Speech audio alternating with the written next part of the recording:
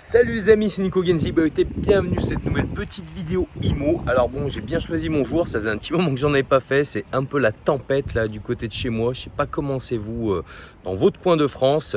Donc bref, j'espère que ce sera pas trop pénible au niveau du son. Donc aujourd'hui, petite vidéo assez rapide sur le statut de marchand de biens.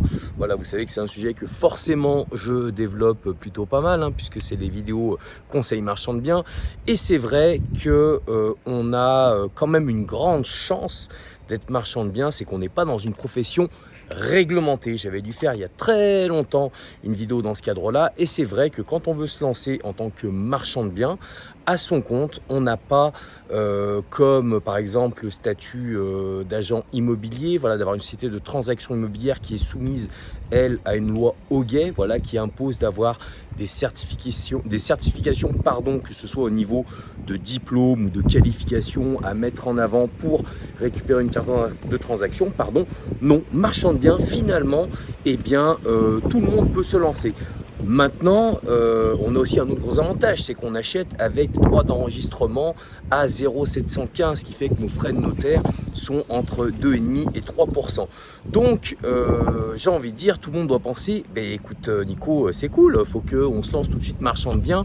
Voilà, on n'est pas réglementé, mais il y a quand même une donnée qui est hyper importante et qu'il faut vraiment avoir en tête quand on veut se lancer de manière professionnelle dans le business. Voilà, ne pas faire ces opérations à titre particulier. Quand vous n'avez pas le statut de marchand de biens, c'est encore une fois très différent.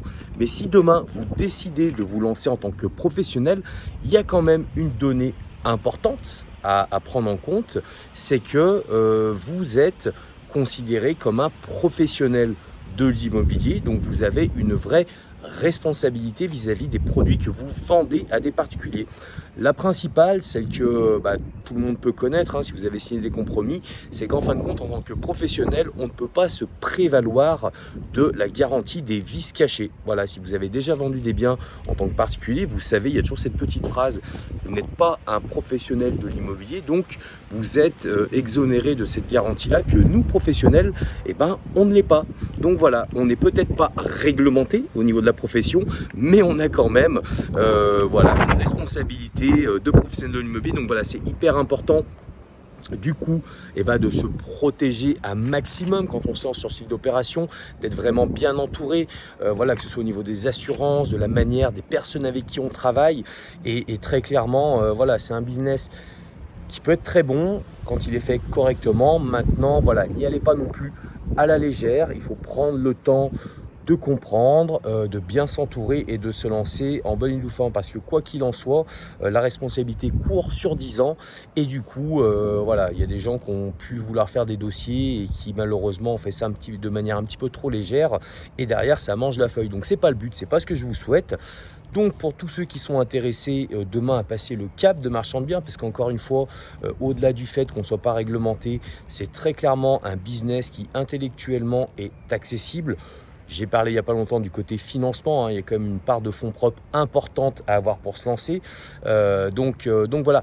Mais pour le coup, vous savez, ça fait depuis début d'année, début de janvier, on a lancé notre réseau, la IMO 314. Et du coup, pour ceux d'entre vous qui pensaient à peut-être passer le cap de passer marchand de biens professionnel, ou ceux d'entre vous qui êtes déjà lancés et qui êtes un petit peu, un petit peu tout seul dans votre coin, la tête dans le guidon, avec personne avec qui échanger et avancer sur votre business, écoutez, n'hésitez pas. Voilà, contactez-moi, là en lien, je vais mettre une adresse mail là sur laquelle vous pouvez me contacter, vous présenter. Et enfin, pour tous les autres qui malheureusement n'ont pas encore cette capacité financière, cette bonne part de fonds propres pour pouvoir se lancer de manière professionnelle en tant que marchand de biens, n'hésitez pas à me contacter aussi via ce mail-là, parce qu'il y a des réelles solutions pour vous. Voilà, au niveau de notre réseau, on a créé le statut de mandataire analyste. Finalement, le vent se lève, c'est parti, la mèche folle est à vous. Finalement, avec un niveau de connaissance très différent de ce qui se fait sur la place des mandataires de manière classique. Et vous avez moyen de faire beaucoup d'argent avec la connaissance des opérations immobilières. Donc voilà, n'hésitez pas, vous prenez contact à l'adresse mail qui est en haut ou en bas si vous voyez la vidéo sur Facebook ou sur YouTube. Et moi, je vous dis à très bientôt sur une prochaine vidéo. Mais souvenez-vous de celle-ci, on n'est pas réglementé, mais on a la responsabilité de professionnel de l'immobilier. À très vite les amis, salut.